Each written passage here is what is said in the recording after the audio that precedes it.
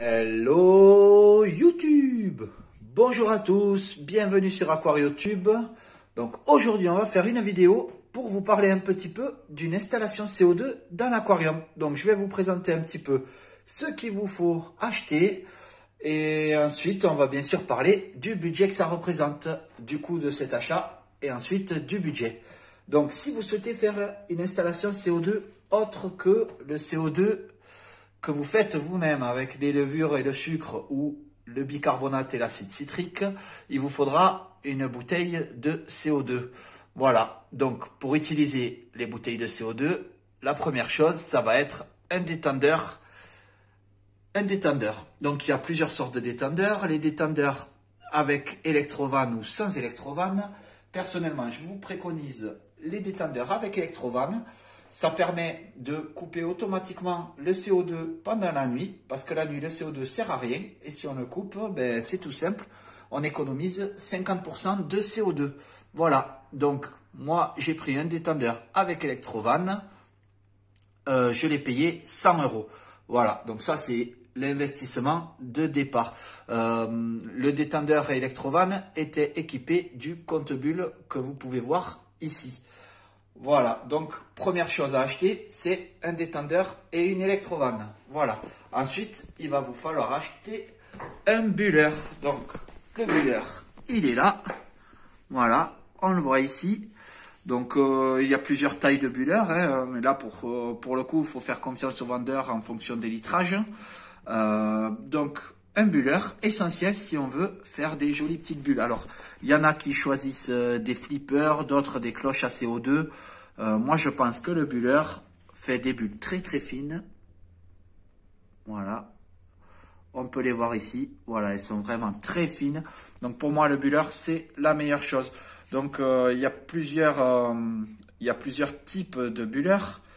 Mais bon, donc ça s'appelle un diffuseur si vous cherchez sur internet.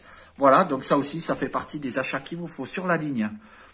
Lorsque vous voulez vous faire une petite ligne de CO2, donc comptez environ entre 10 et 15 €. Donc celui-là, je l'ai payé 12 €. Autre investissement à prévoir, c'est ici, vous voyez un U. Donc ça aide à prendre le tournant jusqu'à l'aquarium. Donc il y en a qui vont utiliser le tuyau de CO2, qui vont plier un trombone à l'intérieur pour lui laisser la courbure. Moi j'ai pris un tuyau. Donc voilà, celui-ci est en métal. Il en existe aussi en verre. Je vous le montrerai tout à l'heure. Donc le U vaut 5 €. Voilà. Ensuite, il va vous falloir, si on continue sur la ligne, ici, c'est une valve anti-retour. Donc là, il en existe aussi plusieurs sortes, en métal, en PVC, hop, ou sinon en verre. Donc celle-ci est en PVC, voilà, et elle coûte 5 €. Voilà, à peu près 5 €. Donc entre le détendeur, la valve, le U et le diffuseur, on arrive pas loin de 25 €. Auquel il faut rajouter bien sûr le tube CO2, mais qui ne représente pas vraiment un gros budget, puisque je le paye 1 € le mètre. Donc voilà, c'est pas vraiment un gros budget. Donc on va dire 30 € pour toute la ligne, 100 € pour le détendeur. Et bien sûr, sous le détendeur, il va falloir une bouteille de CO2. Donc il y en a qui vont opter sur l'option SodaStream. Donc il va leur falloir acheter un petit adaptateur en plus qui coûte, je crois, 10 ou 15 €. Et la bouteille de SodaStream qui, elle, je crois, coûte 30 ou 35 € pour le premier achat. Et par contre, elle a un avantage, c'est que lorsque la bouteille est vide, on l'amène au magasin et pour une vingtaine d'euros, on repart directement avec une bouteille pleine. Voilà. Donc c'est 35 € au début et 20 € chaque fois qu'on veut la changer. Je crois qu'elles font 400 ou 500 grammes. Moi, j'ai pris une bouteille de CO2 de 2 kg. Voilà. Donc je l'ai payé 100 €. Avec, normalement, je suis tranquille pour 6 ou 7 mois.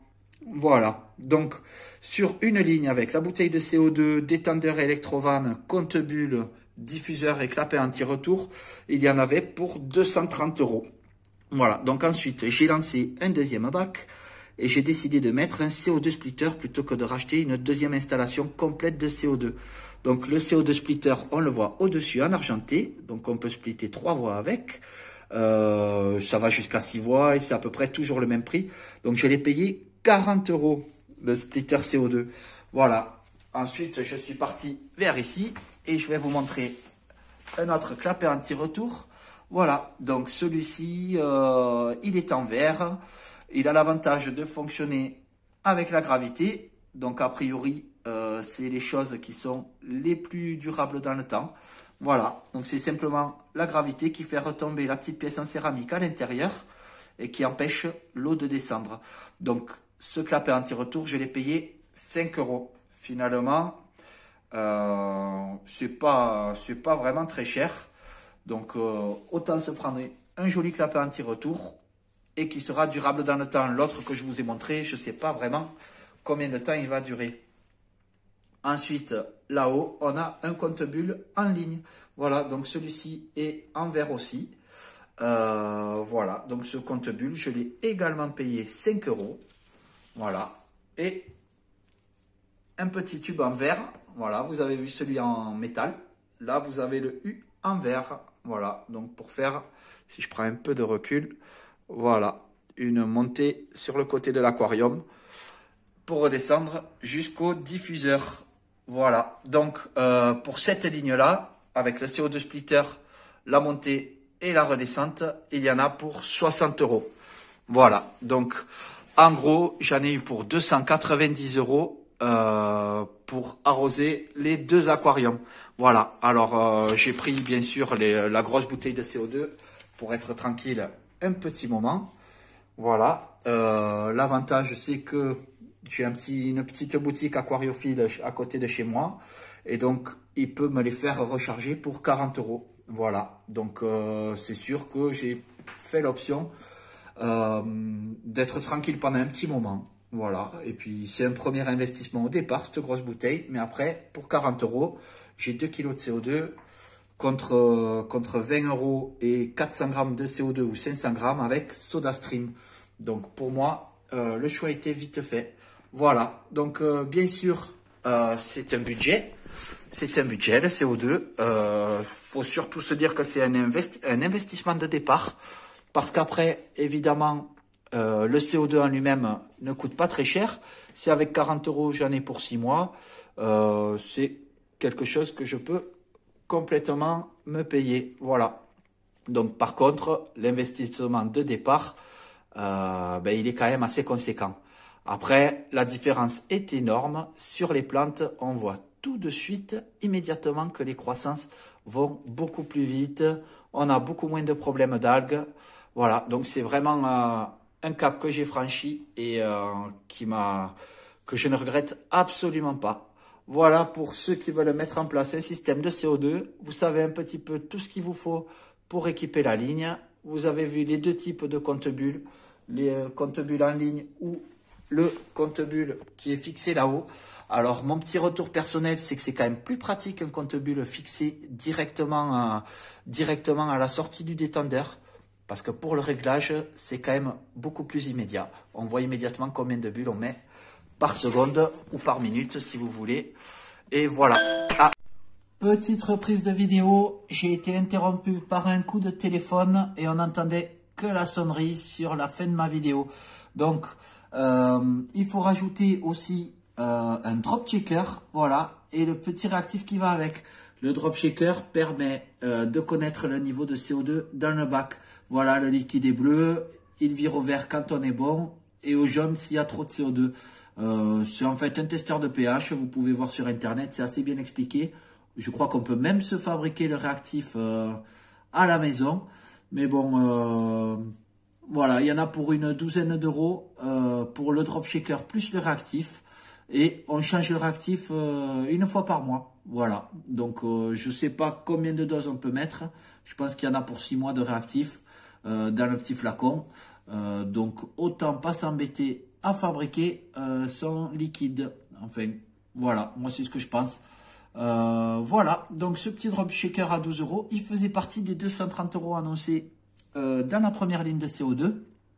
J'ai simplement oublié de vous en parler. Voilà, donc à 300 € environ, on se retrouve à arroser 2 bacs. Voilà, comme je vous disais tout à l'heure, c'est quand même un investissement pour le matériel de départ. Après le CO2, ça reste beaucoup plus abordable. J'espère que cette vidéo vous a plu. On arrive à la fin. Pensez à laisser un petit pouce vers le haut si elle vous a plu. Ça permet de diffuser la vidéo à un plus large public. Pensez aussi à commenter ou à vous abonner si ça vous tente. À une prochaine fois sur AquarioTube. Merci à tous.